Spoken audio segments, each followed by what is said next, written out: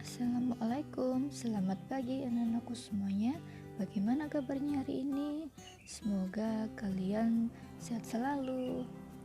Jangan lupa dijaga kesehatannya. Tetap semangat mengikuti pembelajaran daring setiap harinya. Anak-anak, materi kita pada pagi hari ini adalah tentang potensi sumber daya alam dan kemaritiman Indonesia.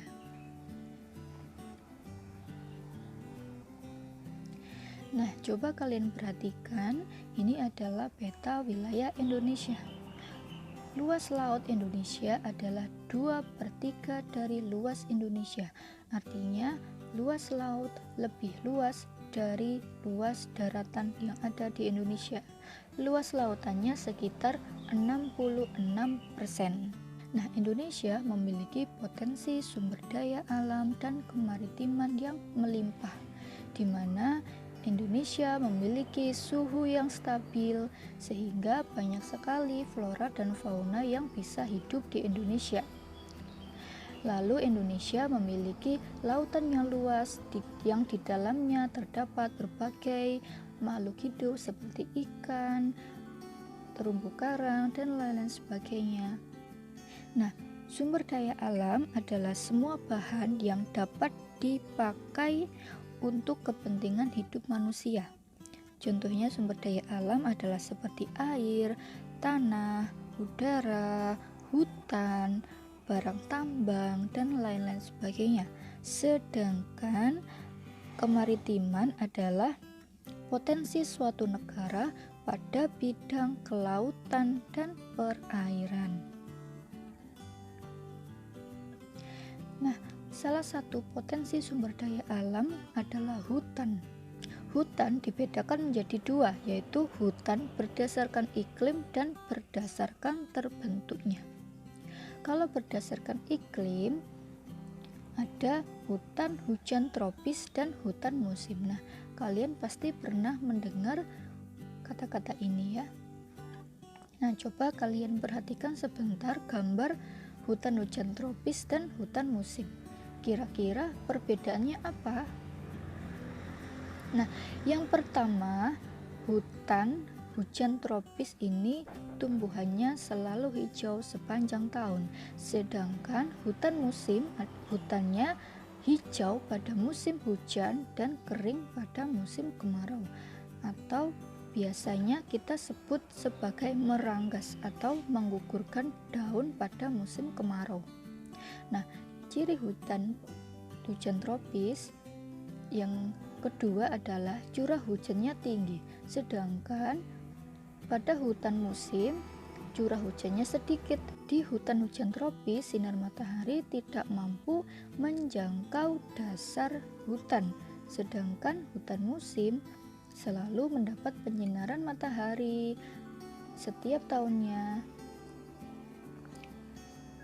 Di hutan musim ini pohonnya tumbuh jarang ya, tidak ada pohon yang tumbuh berdekatan.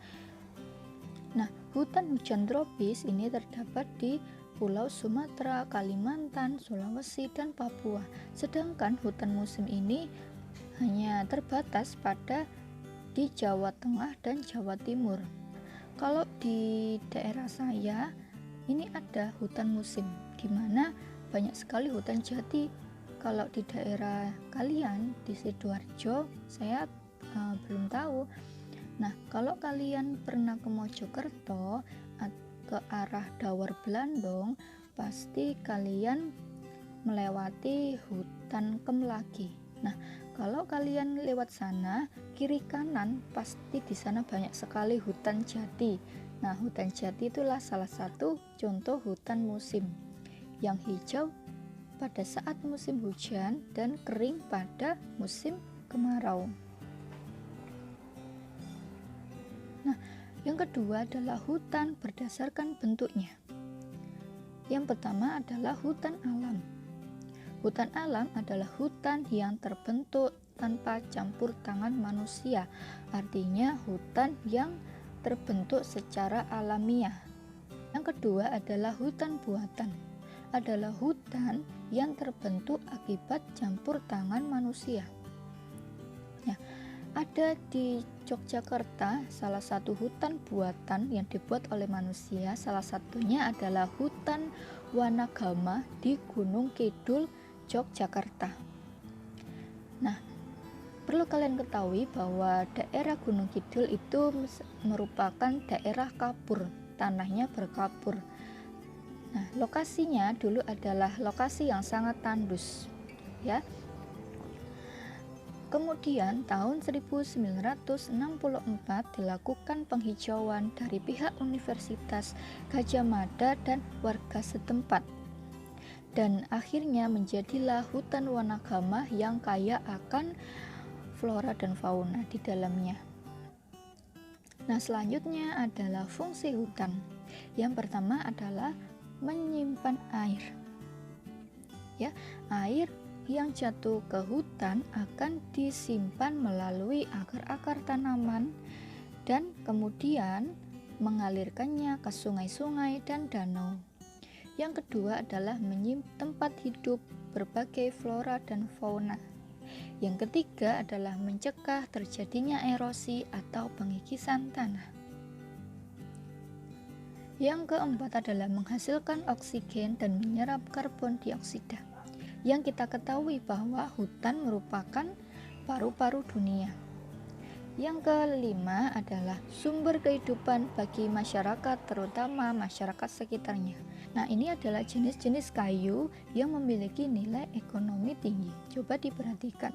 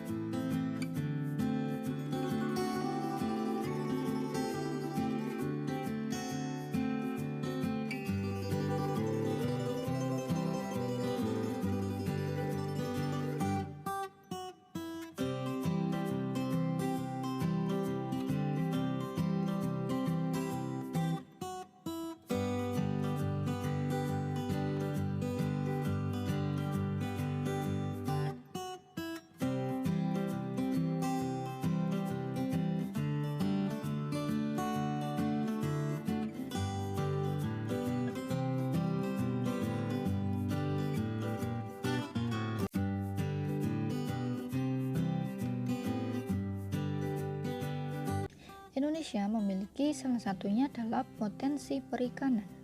Nah, di Indonesia dengan rata-rata kedalaman laut mencapai 4.000 meter, banyak ditemukan ikan pelagis besar seperti cakalang dan tuna. Lalu di pantai utara Jawa, banyak masyarakat yang mengembangkan usaha budidaya ikan menggunakan tambak. Dan jenis ikan yang ditambakkan adalah bandeng dan udang.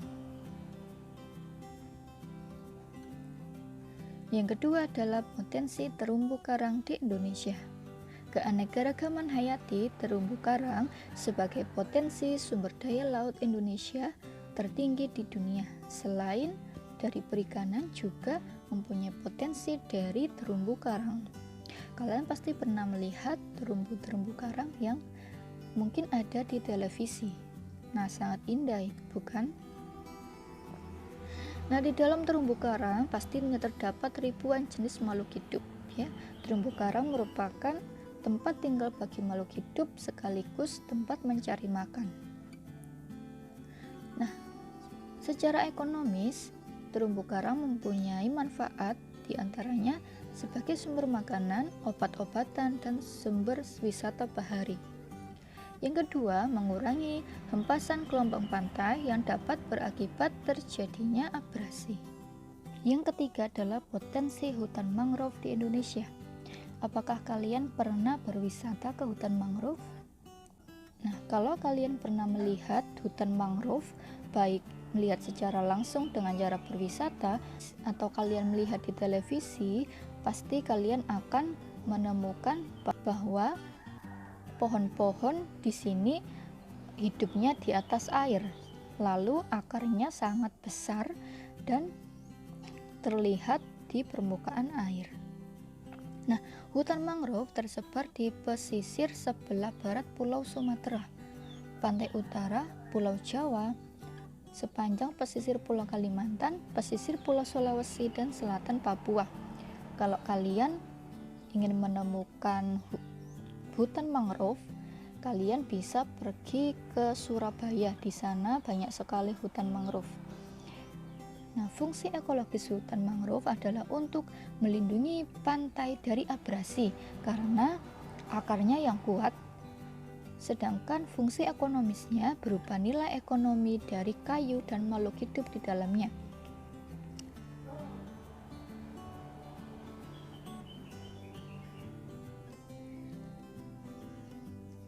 Nah, terima kasih anak-anak. Sekian pembelajaran kita hari ini. Kalau ada yang ditanyakan, boleh kalian tanyakan di grup ya. Jangan lupa dicatat materi dari saya untuk belajar di rumah. Saya akhiri. Wassalamualaikum warahmatullahi wabarakatuh.